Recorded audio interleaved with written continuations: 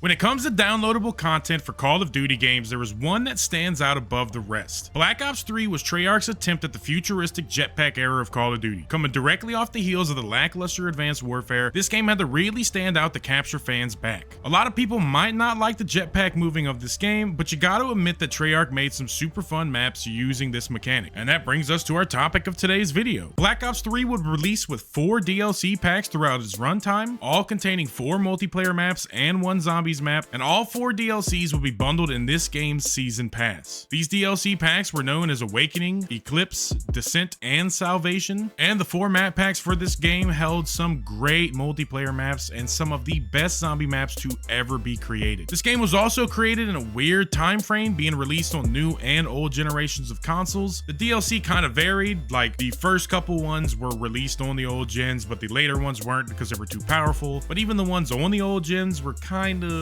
crap. But without further delay, let's take a look at Black Ops 3's DLC season. Awakening was the first DLC for Black Ops 3 and would be released February 2nd, 2016 for PlayStation and March 3rd for Xbox and PC players. This was the first game after Activision ended its contract with Xbox and started a new 10-year deal with PlayStation. For this first DLC, players would gain access to the multiplayer maps Rise, Splash, Gauntlet, and Skyjack. This was a remake of the fan favorite map Hijacked from Black Ops 2, but players would also gain access to the zombies map Der Eisendrock. And this was probably the most solid first DLC zombies map to be released yet from Treyarch. Rise is up first, and this took players to a snowy coalescent construction project in Zurich, Switzerland. This was the largest map for this DLC and held a lot of unused space, I feel. This game had a huge emphasis on swimming and wall running, so the top section of this map is mostly used for that. And the large open areas in the middle sections of the map is where most of the gunfights were held. Though Treyarch has an unusual love for snow maps, I feel this one captured that Black Ops feel very well, with it having a lot of roundness and bright colors to the map. Second map is Splash. This was the standout map for this DLC, serving as this game's grind almost. This map was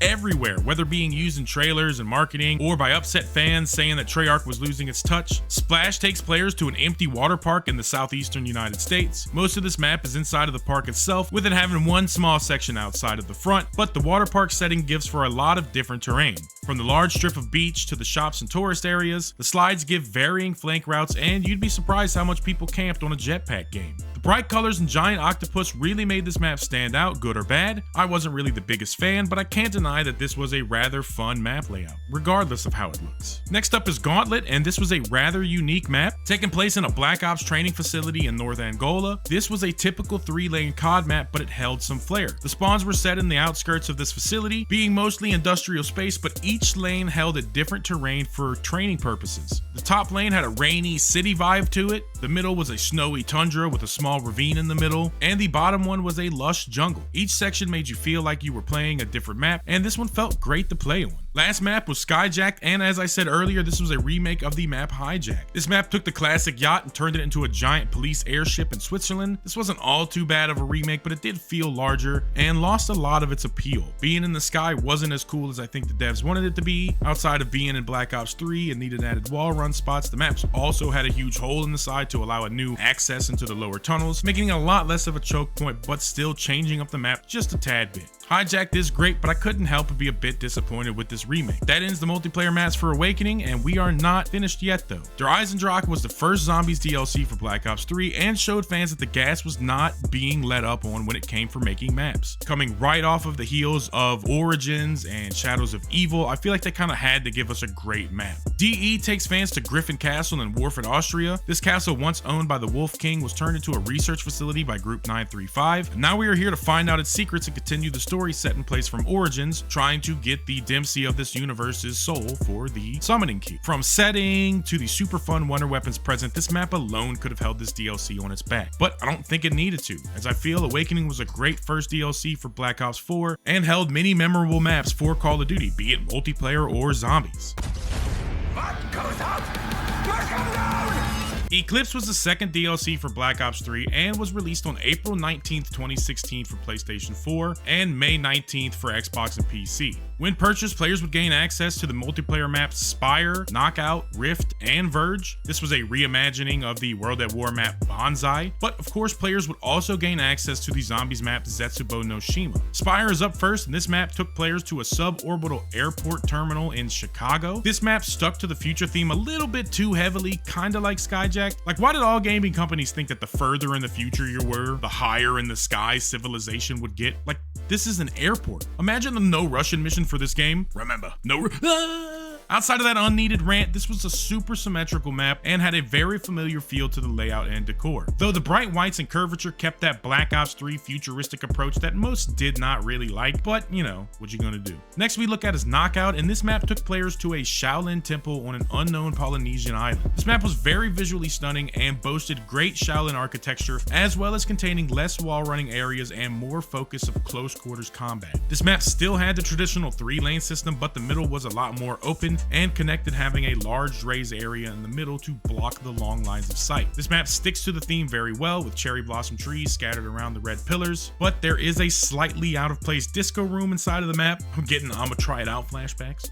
After Knockout, we would get the map Rift. This map takes players to a military complex hanging above an active caldera. Rift was a small map that held many wall running spots for interesting flanks or escape routes. Even within this cool setting, I feel the map was mostly overlooked, feeling more obnoxious to play than anything, and the lava is barely a backdrop for the map. It's mostly just another futuristic complex that's just hanging above a caldera. Last multiplayer map for Eclipse was Verge, and this was probably the most unique map for this DLC outside of Knockout. For this map, players would be taken to a post-apocalyptic wasteland in Egypt. This map shows what survivors would do with all the useless futuristic tech in the event of a world-ending apocalypse, and the desert vibe works well to break away from the bright colors and compounds of some of the other maps. I would still argue that this is a favorite DLC of mine, and it's cool to see how the devs changed Banzai to fit this new game's mechanics. The shift from old Japanese jungle to an abandoned futuristic city in the desert is what makes me look forward to map remakes, and I prefer them over a remaster any day. It forces creativity. Lastly, for this DLC, players got the zombies map Zetsubo no Shima. For this map, we are taken to a Division 9 facility on Ponape Island in the Pacific Ocean. Now, Horizon would be a hard map to follow for almost any zombie map, but I think they did well with Zetsubo. With the knowledge of this game's story and knowing each map would be themed around its respected character, making this map a lot more enjoyable. Its story is intense, and the atmosphere on this island is just as creepy as it is interesting. I was a fool when this map launched, and I didn't enjoy it as much back then, but I see myself come back to it all the time now. But that wraps up Eclipse. I wouldn't really place it in the top 2 for this game, as the multiplayer maps were kind of 50-50. This is how sausage is made.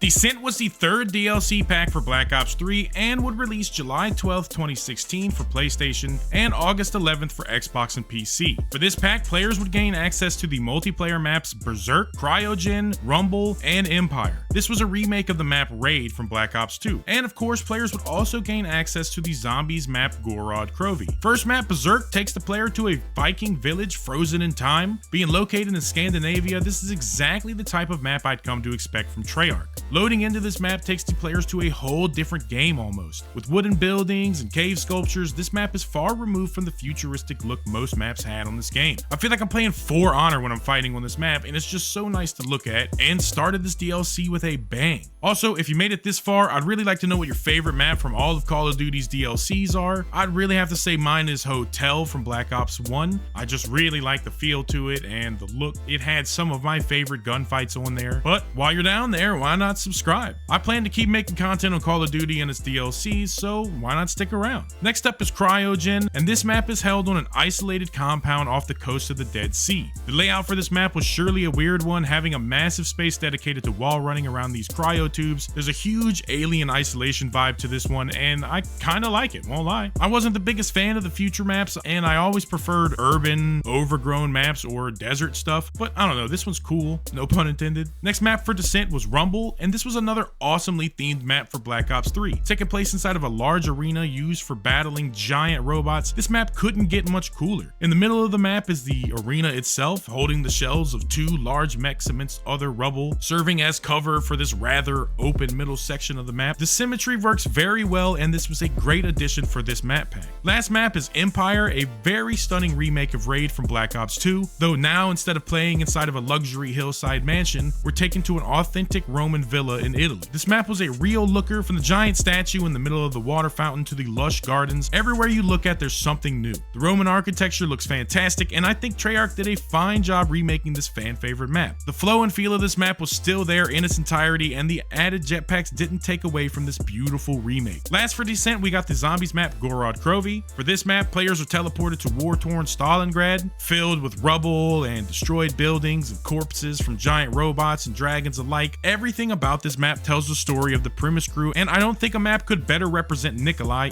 in this messed up story. And outside of this holding one of the most headache-inducing Easter eggs I have ever done, I still put it up there with my top favorite zombie maps. That wraps up the third DLC for Black Ops 3, and a very solid one at that. The varying personality between the maps, topped off with a particularly spectacular zombies map, makes for a 10 out of 10 DLC pack. All right, Dempsey, once more for old time's sake. Hoorah!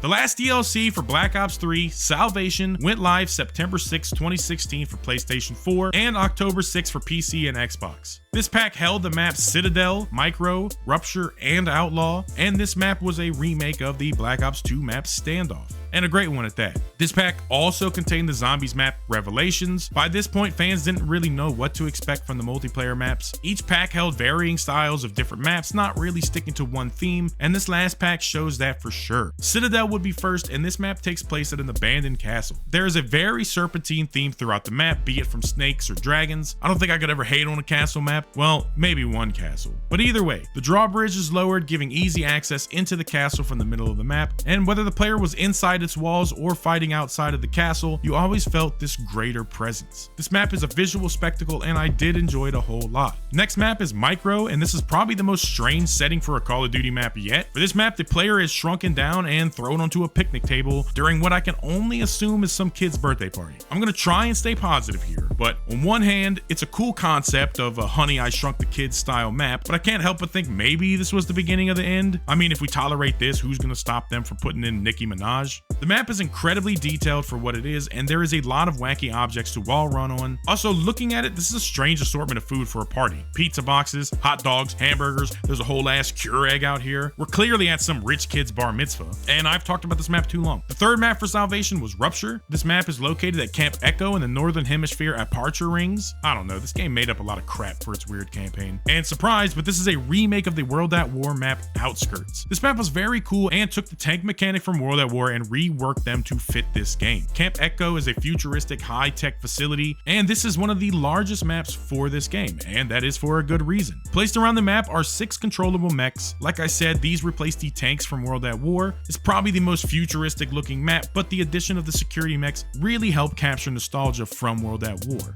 And the giant circular structures looming in the sky gives an eerie feeling to the map. Last multiplayer DLC map for Black Ops 3 would be Outlaw. This was a very cool remake of Standoff from Black Ops 2. This is the type of remake I want to see. Take an idea of a map and flip it in time. Outlaw takes the modern town of Standoff and brings it back in time to the Wild West. Buildings being replaced with saloons and gun stores, and the large clock tower watching over the town was a great addition. I enjoyed Standoff a lot as a map, and this one was no different. The flow was exactly the same, just some new stuff to look at. And Treyarch using this variant for the ghost town above Buried and Blackout was peak. I really did enjoy the hell out of this development team when I was growing up. I don't know if it's all new people now, but it really does feel different when looking at these old DLCs. And that's partly why I make these videos, to see where it changed and if it was as sudden as it feels. But that wraps up the multiplayer maps for Salvation, and for Black Ops 3, all we got left is Zombies. Revelation was the last zombie map for Black Ops 3 and aimed to close off this part of the premise story, or so we thought. For this one, we were taken to Dr. Monty's realm to leave the souls of our characters' past selves